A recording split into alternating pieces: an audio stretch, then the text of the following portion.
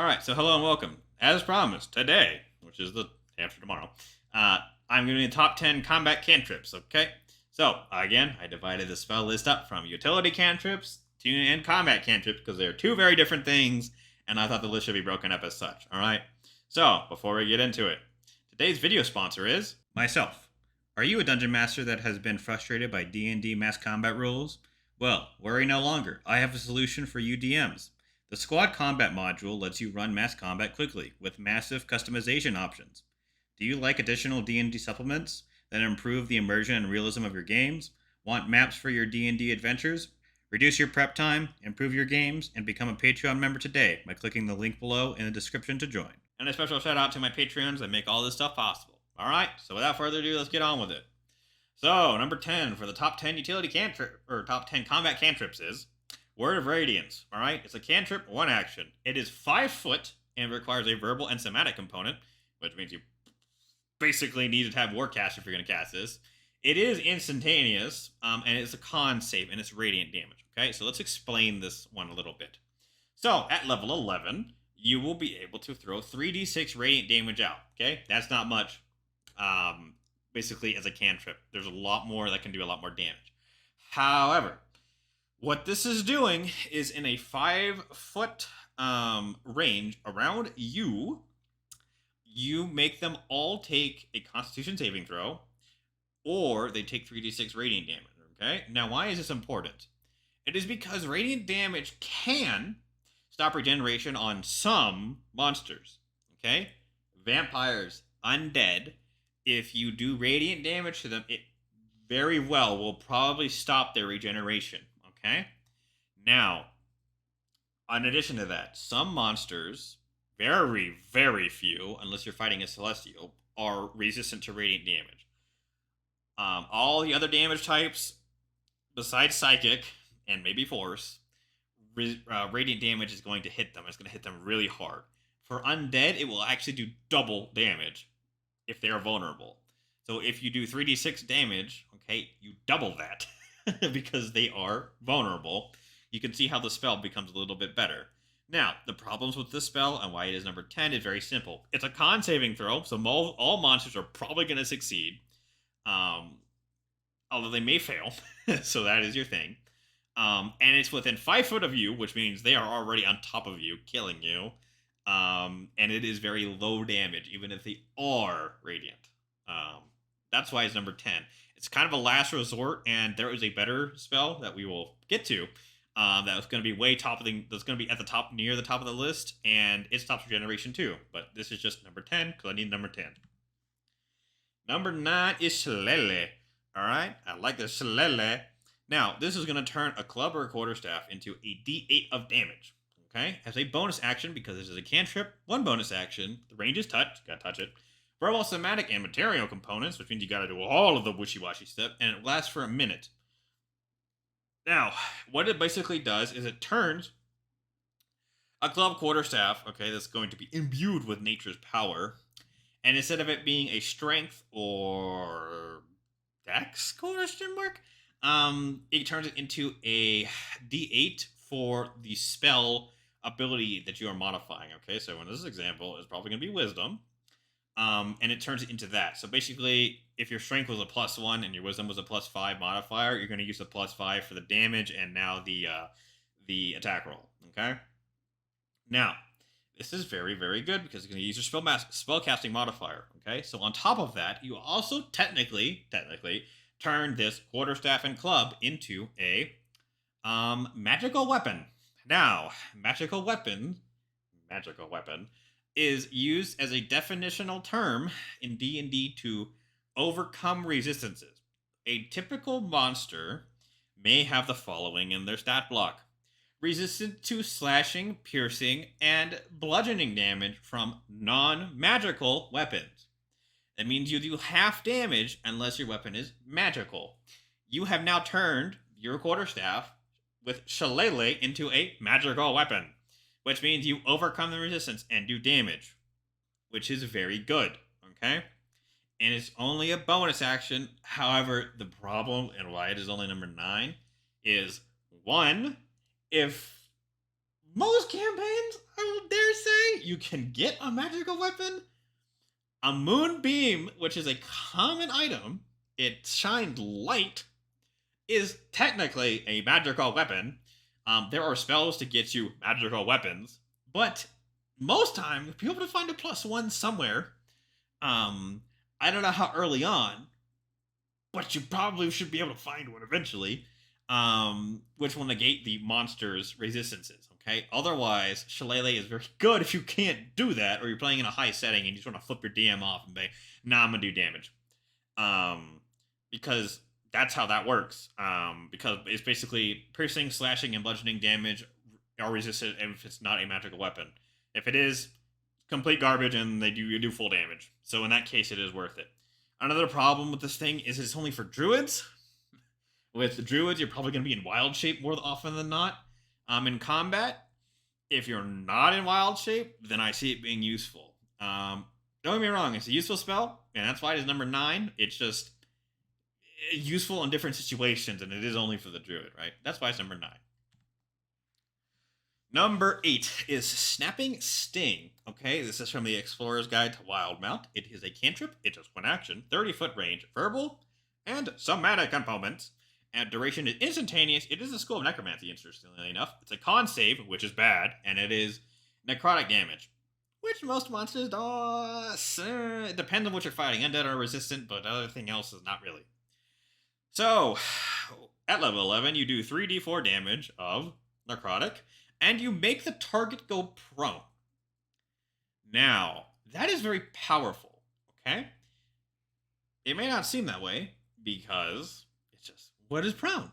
If you go over to a prone target, as a fighter, you get advantage on your attacks if you are within melee range of them, okay? Which is very good.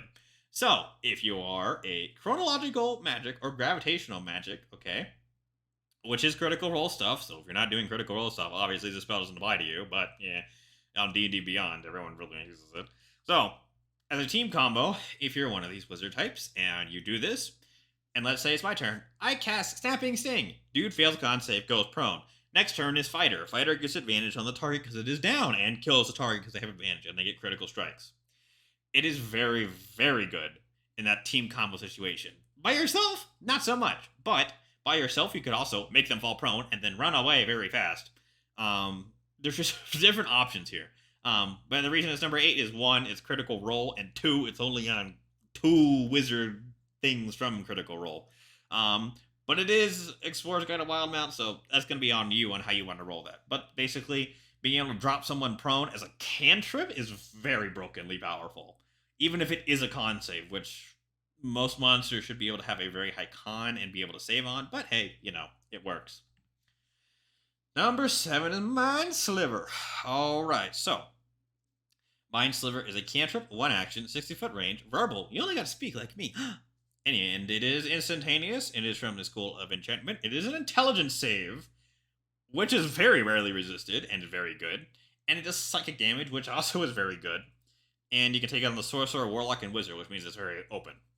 Now, basically, what do? You basically, one creature that you see within range of 60 feet, which is very good, will take 3d6 psychic damage, okay? When it takes the psychic damage, it has to succeed on an intelligence saving throw first to determine if it takes the damage, which it won't, more than likely, unless you're fighting something with a big brain. Let's say it fails. It then takes the damage. Then it has to minus a 1d4 from its next saving throw before the end of its turn. So, how do you combo this? Because this is really just a combo spell, as a cantrip. Now, let's say you are a wizard and you're working with a sorcerer. Let's say you're out of spells. You're like, all right, buddy, I got you, homie. I'm a Mind Sliver the big bad man. Okay, you Mind Sliver the big bad man, he fails. He has to take a negative d4 for the next saving throw he makes before the end of your next turn. Now, okay, your sorcerer can go and make him use the 1d4 to minus off his saving throw, and that might very well make him fail. It also might not. It depends. As a cantrip that you can cast infinitely, it is very good. Okay? Also, it technically lasts until the end of your next turn, which means that if you go again, let's say you cast Mind Sliver on someone, they take the negative d4. Nobody uses anything. Okay, he doesn't make a saving throw. On your next turn, you make a fireball. He has to take the 1d4 because it isn't the end of your turn, or the end of your next turn, and then he has to minus the 1d4 from the fireball and maybe fail. Okay. Now, basically, Silver Mind Sliver is basically Silvery Barbs as a cantrip is not as good as Silvery Barbs, because we'll get to that later, but Silvery Barbs is a level 1 spell that makes them reroll the entire thing. This just makes it minus 1d4, okay? As a cantrip, though. So it is situationally useful, especially in a tag team combo. It can be very useful, because you can technically stack this with Bane, which would be a negative 1d4 from this and a 1d4 from Bane. Theoretically, depending on how your DM wants to word that and use that, okay? But number 7, very good as a cantrip, and I would take it if you have a tag team combo with a spellcaster. Number 6 is Blade War. Alright, so it's a cantrip action, self, meaning you, a variable and somatic components. Duration is 1 round. Abjuration, there is no attack save, and it's a combat, and it's for the Bard, Sorcerer, Warlock, and Wizard. Okay? Now, on the surface, this spell might not seem very good, but I will get to why it is very good. As a cantrip, you can reduce damage by half, okay, on all attacks. Okay? Now, let's get into this a little bit. I will read it verbatim, and I will show you what I mean. You extend your hand, and you trace a sigil word in the air. Wait. Until the end of your next turn, you have resistance against bludgeoning, piercing, and slashing damage dealt by weapon attacks. Okay, so that does not say you have resistance against bludgeoning, piercing, and slashing damage against non-magical weapons. No, it works against magical weapons. Okay? Now, weapon attacks is technically defined as a weapon, a sword, dagger, whatever. You will half damage that, okay? Now, depending on your DM, it may work against monsters that do slashing damage, because that is a thing, instead of a weapon attack. But that's up to your DM on how he wants to rule that, or she wants to rule that, okay? But this works against magical weapons, which very few things do work against magical weapons, and this is one of them. And it's a cantrip, okay? Now, for example, you can take this on an Eldritch Knight, because they use wizard spells, or anyone that use wizard spells, as a cantrip, obviously. And you can combine this to take a massive amount of damage. So, for example, let's say you are a Eldritch Knight, and you are surrounded by the enemies because you are the front line. There are 5 of them going to hit you this turn, or the turn after you, okay? They all go after you. You're like, crap, I'm going to eat a lot of damage. What you can do is, as a cantrip, you can cast Blade Ward, okay? And let's say all these goblins have daggers, and you will now take half damage from them. And then, on your turn, when you get hit, as a reaction, you will pop shield, add the +5 AC, and with this, means that if they break through the AC, they will then do half damage to you, okay? But that is very rarely going to happen if they break through the AC. But hey, if you're fighting people and they have a +15 to hit and they're going to hit you anyway, and you pop shield and take less damage, and you pop Blade Ward on top of that, it works very well, okay? As I've gone over, it works against magical weapons. And also, another thing is, you can technically quicken the spell if you're a sorcerer and do Blade Ward and do something else. That is very powerful because it turns it into a bonus action. And it's a cantrip, so not a level spell, which means you can cast Blade Ward on yourself and cast a leveled spell. But that is going to be up to you on how you want to do that. There's a lot of combos that work with Blade Ward. It's not just used as a wizard in backline because it's not very good there. On a front line, or if you're going to be quickening it, it would be very good, okay? So that's why Blade Ward is number 6. Number 5 is Green Flame Blade. Now, it is a cantrip, 1 action, a range of 5 feet in a cube. On you, self, it has a somatic and material component, which means you, and you grab something out of your component's pouch and throw it. instantaneous evocation. It's a melee and it does fire damage. Okay, so you brandish a weapon and use the spellcasting and make a melee attack that you use in spellcasting. So you need Warcaster. Use this. Unless your arcane focus was a staff, I guess you need Warcaster to make it a melee weapon. You can correct me in the comments because I'm sure someone will, saying that you don't need that. But let's just think thematically that you do need Warcaster to actually use this thing with a shield and sword. You basically were going to make a melee attack, okay? Using your standard modifiers, not your spellcasting, your standard modifiers, against one creature within 5 feet of you. On a hit, that creature suffers 1d8 plus 5 damage, okay? And on top of that, you cause Green Flame Blade to leap from the target you hit to a different target of your choice within 5 feet of it. The second creature takes fire damage equal to your spellcasting ability modifier, which let's just say is at 5, so 5 fire damage, okay? So, at level 11, let's say you're going to hit a man in front of you. Let's say you're using, I don't know, versatile longsword. You slash, you hit, 1d10 plus 5 damage, okay? You will then do an additional 2d8 damage of fire to that first target. Then, to the target to your right, that is within 5 feet of him, will take 2d8 plus 5 fire damage on the second target. This is very good if you're fighting multiple creatures as a front line. It is very good on that, especially if they're low health. It is fire damage. That is a problem because there are some elementals that have something to say about that. Fire damage is semi-resisted, so it's okay. It's not amazing. It's just good. And as I said, it's good for fighting multiple smaller enemies. Okay. Now, I mean multiple smaller enemies, and I mean just that. If you are taking on giants and they're stomping you, it's not going to be very good in that situation. Because it is a cantrip, and if you're on a fighter, you get 3 attacks at level 11, and this is all of them in one.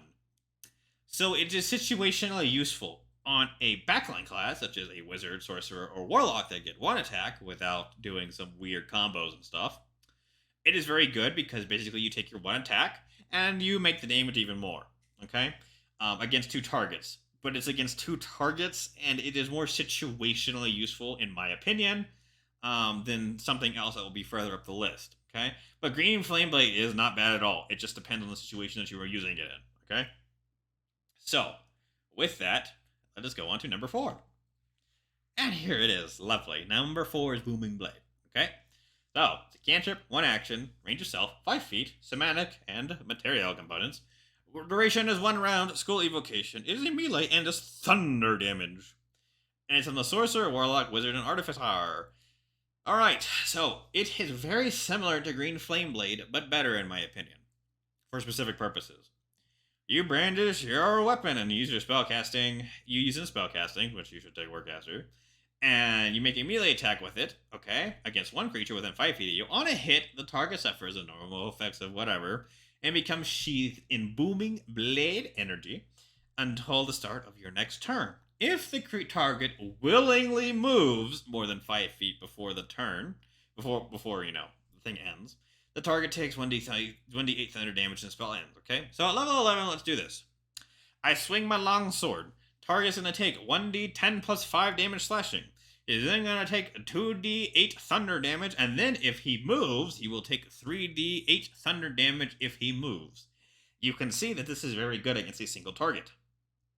Now, if you take this with a mobile feat, and you get access to it, which shouldn't be that hard, honestly, 1 level in any of those classes will get you this, you can, with mobile, hit someone for 1d, let's just say this, 1d10 plus 5 damage, and they take the 2d8 thunder damage, and then you run away, because they can't attack you with an AOP, because you have mobile, and then they willingly move, they will take 3d8 thunder damage. That is a lot of damage for this, okay? Good thing about it is thunder is very rarely resisted, and is also good for fighting single targets, okay? A reason I prefer Booming Blade is because this is almost guaranteed if you can get away from a creature that it will move. most creatures aren't willingly going to sit there and do nothing for a turn. They're more than likely willing to eat the damage, and this damage can stack up very high eventually, okay? Now, you can combo this, technically, on Paladins, if you do Warlock Paladin stuff. You can, in theory, cast this and do Smiting, because Smiting just requires you to make a melee attack, and you have done a melee attack, and not use your extra attack. Okay? It's going to depend on the situation in which you want to use it, though. But Booming Blade is very good, especially on backline casters, because if you have mobile, which you may or may not, depends on your caster, you can hit a target and run away, and he'll take damage moving. I'm using this on my current campaign, and I'm having very much fun with it. But that is why it's number 4, and over Green Blade is because it is more of a guarantee against a single target. That is a thing. It is a single target, and if he moves, he will take the damage. You can't force move them. If you force move them, it does nothing until they willingly move. That is a caveat here. You can't push them and make them take the damage. It doesn't work like that. They have to willingly move. So that is the little caveat there, alright? Otherwise, it is number 4, and Booming Blade it is. Number 3 is Toll the Dead. This probably isn't going to surprise anybody. It's a cantrip, it's an action, it's 60 feet, it is verbal and somatic, and it is instantaneous necromancy, and a wisdom save, and it does necrotic damage, okay? So, how this spell works is the following. I'm not going to read the whole thing, but basically, if a target has full HP, it'll take 1d8 damage, okay? If a target is missing 1 HP, it'll take 1d12 damage on a target, okay? This is the highest damaging cantrip without modifiers, which we'll get into. You probably figure out what number 1 is. And it is very good. It is a wisdom save, so it's up there in the saves on usefulness. Some creatures can resist it, some can't. It's a wishy-washy there. It's a decent save. And it is 60 feet, okay? At level 11, you will either do 3d8 or 3d12 damage. Now, that's a lot if it's all 3d12 damage, which it should be, because you should injure the creature at least once, and it will take that amount of damage, okay? That is a lot of damage, especially if you don't have access to the first level cantrip, which is the first cantrip that will be on this list. Toll the Dead is probably the best one you're going to get for damage output, okay? It is necrotic, so if you're fighting undead, maybe not the best thing to do, but other than that, it is very good, and that is why it is number 3. Number 2 is Chill Touch, alright? So as we went over, number 10 was a Word Radiant, something like that. Chill Touch is a better version, in my opinion. Okay, it's a cantrip in action. It has a 120-foot range, verbal and somatic components. It lasts around necromancy, range, necrotic damage. Basically, you cast a skeletal hand and you make a ranged spell attack against a creature. On a hit, the creature takes 1d8 necrotic damage, and it cannot regenerate hit points until the start of your next turn. Let me read that again. And it can't regain hit points until the start of your next turn.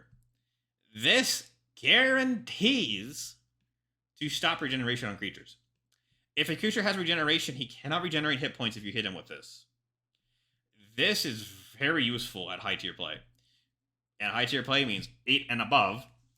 If you go past that, it's going to be very useful because a lot of monsters can regenerate. Now, this has to be used in a very tag team combo kind of way. For example, let's say you, as the sorcerer, are going to use it. You're like, Mr. Wizard, cast a fireball on him next turn. I want to stop him from regenerating. You cast this. He can't regain his 20 HP that he would normally, and then your sorcerer is going to do whatever. And you keep on going with this cycle. You can swap out who's going to cast it. Wizard, Warlock, Sorcerer, right? But you keep it up. You don't let the monster regenerate. And that is why it is very good. Also, another benefit to it is that undead have disadvantage on all attack rolls for a turn. So, for example, at high levels of play, an undead monster may very well be immune to damage from necrotic. Okay? If you hit him, though, it doesn't matter. He will have disadvantage on all attack rolls against you until the end of your next turn. Okay? That is very good. On an Eldritch Knight, it is very good. For example, if an Eldritch Knight is fighting, I don't know, whatever, big undead monster that's completely immune to necrotic damage, you cast a cantrip. You hit. You takes no damage, but he has disadvantage on all attack rolls against you until the end of your next turn. Very, very useful. That's not one attack roll, that's all of them. So if he has like 6 attacks, he's going to do them all at disadvantage. That is very good. That's why Chill Touch is very good cantrip. Stops regeneration, 120-foot range, very useful at high twos play, and it stops the undead if you're fighting them and they have disadvantage on all attack rolls, even if they take no damage, okay? That is why it's number 2, a very good spell in my opinion. And number 1, you probably all guessed what it was, Eldritch Blast. Eldritch Blast, Eldritch Blast, Eldritch Blast. We all know what it is and we all love it. The cantrip, 1 action, 120-foot range, verbal and somatic, instantaneous evocation range, and it does force damage, which is not very well resisted, okay? Not resisted at all, pretty much. Basically, there are a few hiccups with Eldritch Blast, but basically, you cast a crackling energy beam towards a creature within range and make a ranged spell attack. On a hit, the target takes 1d10 force damage. The spell creates more than 1 beam when you reach higher levels. 2 beams at 5th level, 3 beams at 11th, and 4 beams at 17th. You can direct the beam at the same target or different ones and make separate attack rolls for each beam. Okay, so I'm not gonna really get into this, but there are some combos that don't work very well with Eldritch Blast. For example, you can twin Eldritch Blast before 5th level, but after 5th level, you can't because it doesn't meet the requisite of targets 1 creature, because you can technically shoot it at multiple. Depends on how your DM is going to roll that. That is a very specific rule. And I say rule is more just out there on how you would want to interpret that. But that is a thing. My table, I just say you can twin it, because at that point, why not? It is a very good cantrip. 1d10 force damage that's not resisted is very good. Now, the main reason to take Eldritch Blast is to combo it. Okay, so you have to take 2 levels in Warlock to do this. If Warlock is going to be in your multi-class, then it is very good. For example, Paladin Warlock, Sorcerer Warlock, any Warlock combo. 2 levels gets you, basically, the ability to take Eldritch Invocations, which are things to upgrade your stuff on a Warlock, okay? For example, you can take one called Agonizing Blast, and you will do your Charisma modifier to the damage on a target hit, which means that in the beginning, when you take this, if you have a max Charisma modifier of 20, you will do 1d10 plus 5 damage on a hit. Guaranteed 5 damage plus a d10. At 17th level, you will do 4d10 plus 20 damage guaranteed. That is, technically, if you rolled all of them and you somehow got 10s on each roll, that would be 60 damage in a turn with Eldritch Blast. You can see why that is the best damage cantrip in the game, okay? Now, it has a 120-foot range. That can be upgraded with an invocation to go to 300. There's a whole bunch of stuff you can do with Eldritch Blast. You can pull people towards you, push them away. There's a whole bunch of evocations you can go look at, okay? But just so you know, that 2 levels in Warlock get you the best damaging cantrip in the game. And usually, sorcerers or paladins, or anybody that's going to use charisma, or a warlock, honestly, is going to use charisma, they should take Agonizing Blast. It's kind of a requirement for warlocks because you have 2 spell slots, and your cantrip is this, basically, need to do max damage. So that is why it's number 1. Very good spell. Force damage is very, very rarely resisted. Highest damaging cantrip you could possibly have in the game. And you can technically shoot at 4 different targets if you wanted to, which is something very different from other cantrips. So you can do 1, 2, 3, 4, and kill them all instead of just 1. And that is why it is number 1 in my opinion. Okay, so I hope you liked that little thing I did for damaging cantrips today. On your screen right now should take you back to a video about utility cantrips. If you would like to watch that. Also on my screen should be a Patreon if you would like to be so kind as to check it out. Otherwise, I will see people next time for level 1 spells.